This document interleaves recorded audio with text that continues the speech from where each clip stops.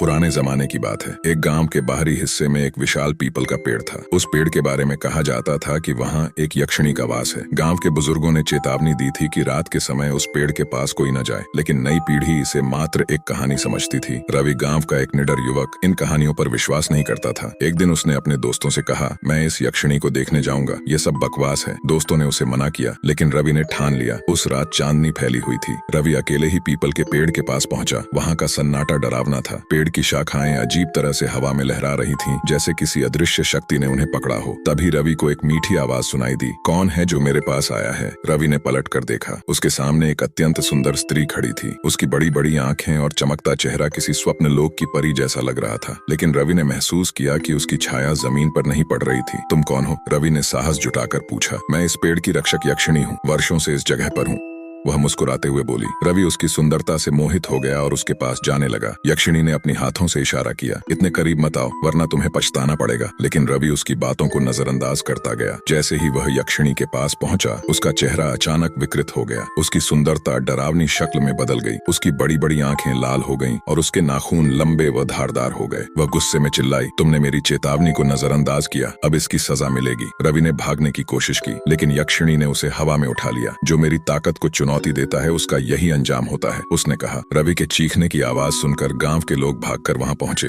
लेकिन तब तक बहुत देर हो चुकी थी। अगली सुबह गांव वालों ने पीपल के पेड़ के नीचे रवि की निर्जीव शरीर पाया। उसकी आंखें डर से खुली हुई थीं और उसके चेहरे पर खौफ जम गया था। उस दिन के बाद गांव में किसी ने उस पेड़ के पास जाने की हिम्मत नहीं की। लोग अब यक्षिणी के प्रकोप को गंभीरता से लेने लगे। कहते हैं वह यक्षिणी आज भी उस पेड़ के पास रहती है, इंतजार करती है उन मूर्खों का जो उसकी ताकत को चुनौती देने आए। यक्षिणी की कहानी आज भी गांव में फुसफुसाई जाती है, डर और रहस्य का प्रतीक बनकर। ऐसे ही डरावना वीडियो देखने के लिए वीडियो को लाइक और हमारे अदृश्य YouTube चैनल को सब्सक्राइब करना मत भूलना।